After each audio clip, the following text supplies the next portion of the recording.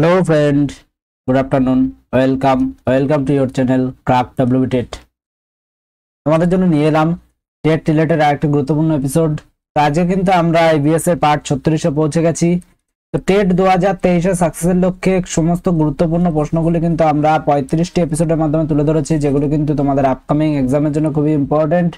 যারা ভিডিওগুলিকে দেখেছো তাদের অসংখ্য ধন্যবাদ, যারা দেখোনি তারা অবশ্যই প্লেলিস্ট ভিজিট করে কিন্তু ভিডিওগুলি দেখে নিও। তো চলো দেরি না করে আজকে প্রথম প্রশ্ন দেখে নেওয়া যাক।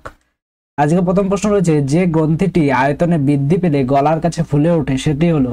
তো দেখো, যে গ্রন্থিটি আয়তন বৃদ্ধি পেলে গলার কাছে ফুলে ওঠে সেটি হলো, অপশন নিতে রয়েছে পিটুইটারি, থাইরয়েড, অ্যাড্রিনাল এবং লালা গ্রন্থি। তো কোনটি সঠিক আনসার হবে বলে তোমাদের মনে হচ্ছে তোমরা কমেন্ট করো।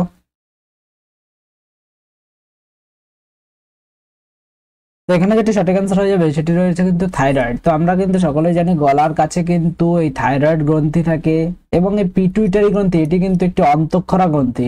এই থাইরয়েড গ্রন্থি কিন্তু গলার কাছে থাকে এবং এই গ্রন্থি থেকে কিন্তু থাইরক্সিন হরমোন খরিত হয়। তাহলে থাইরয়েড গ্রন্থি থেকে কিন্তু থাইরক্সিন হরমোন খরিত হয়। এবং অ্যাড্রিনাল গ্রন্থি, এই যে অ্যাড্রিনাল গ্রন্থি, এই অ্যাড্রিনাল এবং এই থাইরয়েড গ্রন্থি যে গলার কাছে ফুলে ওঠা বা এই রিলেটেড একটি রোগের কথা বলে দিই, গলগণ্ড রোগ দেখা যায়। তোমরা কিন্তু দেখে থাকবে এই ধরনের রোগ। তো এই রোগের কারণ কিন্তু রয়েছে আয়োডিন। তো আয়োডিনের প্রভাবে কিন্তু এই গলগণ্ড রোগ দেখা যায়। এবং এই যে অ্যাড্রিনাল গ্রন্থি, এই অ্যাড্রিনাল গ্রন্থি কিন্তু মানুষের যে ভয়, ভীতি, তাপ, চাপ, ব্যথা, বেদনা সবগুলো কিন্তু এই অ্যাড্রিনাল গ্রন্থিগুলিকে কিন্তু নিয়ন্ত্রণ করে। বিশেষ করে যে সমস্ত ভয়ের কারণে আমরা যে ভয় পাই বা যার জন্য যে আমাদের যে হার্ট রেট বেড়ে যাওয়া, এছাড়া কোনো বিষয়ের যে প্রতি যে ভয়, এগুলিকে কিন্তু নিয়ন্ত্রণ করে এই অ্যাড্রিনাল গ্রন্থি। এবং এই অ্যাড্রিনাল হরমোন কিন্তু আমাদের এই বিষয়ে খুবই গুরুত্বপূর্ণ ভূমিকা রাখে।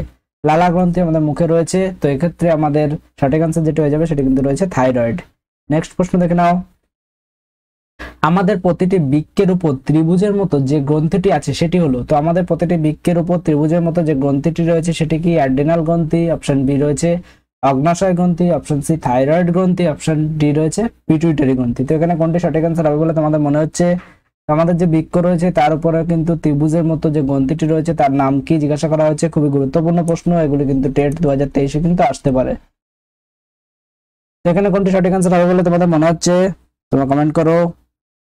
এখানে যেটি সঠিক আনসার হয়ে যাবে সেটি কিন্তু হয়ে যাবে অ্যাড্রিনাল গ্রন্থি। তো অ্যাড্রিনাল গ্রন্থির অবস্থান, তোমরা এই অপশনে তোমাদের বলছিলাম যে অ্যাড্রিনাল গ্রন্থি সম্পর্কে বলেছিলাম। তো অ্যাড্রিনাল গ্রন্থির অবস্থান কোথায়? প্রতিটি বৃক্কের উপর ত্রিভুজের মতো যে গ্রন্থিটি সেটি কিন্তু অ্যাড্রিনাল গ্রন্থি। নেক্সট দেখে নাও, অমেরুদণ্ডী প্রাণী নয় এর মধ্যে কোনটি? স্পঞ্জ, তারামাছ, স্কুইড, তিমি। তো এখানে এর মধ্যে কোনটি অমেরুদণ্ডী প্রাণী নয়? তোমরা কমেন্ট করো, সবগুলি কিন্তু তোমাদের জানা। তো এখানে যেটা অমেরুদণ্ডী প্রাণী নয় সেটি হয়ে যাবে কিন্তু তিমি, এবং বাদ বাকি যেগুলি স্পঞ্জ, তারামাছ, স্কুইড, এগুলি কিন্তু সবই মেরুদণ্ডী প্রাণী।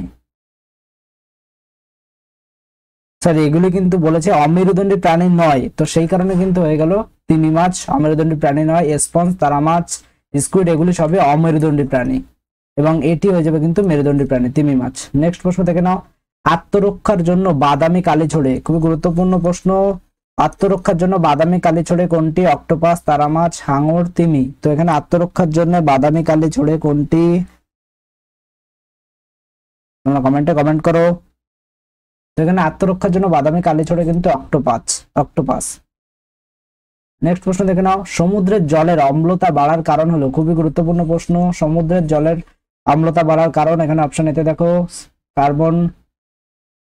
কার্বন মনোক্সাইডের বৃদ্ধি, অপশন বিতে রয়েছে নাইট্রোজেনের বৃদ্ধি, অপশন সিতে রয়েছে অক্সিজেনের বৃদ্ধি, অপশন ডিতে রয়েছে কার্বন মনোক্সাইড হ্রাস। তো এখানে কোনটি সঠিক আনসার হবে বলে তোমাদের মনে হচ্ছে?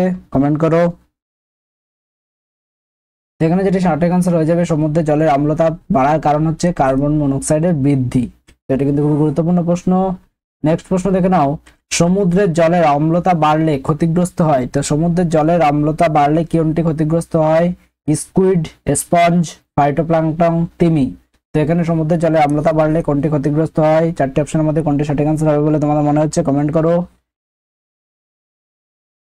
তো এখানে কিন্তু স্কুইডে কিন্তু সমুদ্রের জলের অম্লতা বাড়লে কিন্তু ক্ষতিগ্রস্ত হয় স্কুইড।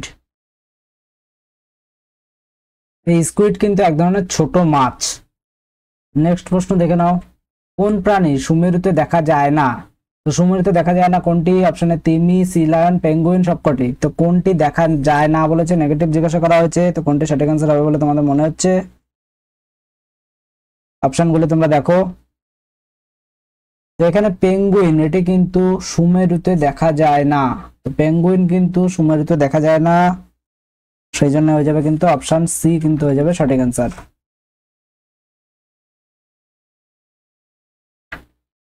নেক্সট প্রশ্ন রয়েছে দেখো, মেরু ভাল্লুক কোথায় দেখা যায়? তো মেরু ভাল্লুক দেখা যায় অপশনে সুমেরু, কুমেরু, বর্ষা অরণ্যে সবকটিতে। তো মেরু ভাল্লুক কোথায় দেখা যায়? চারটি অপশনের মধ্যে কোনটি হবে সঠিক অ্যান্সার?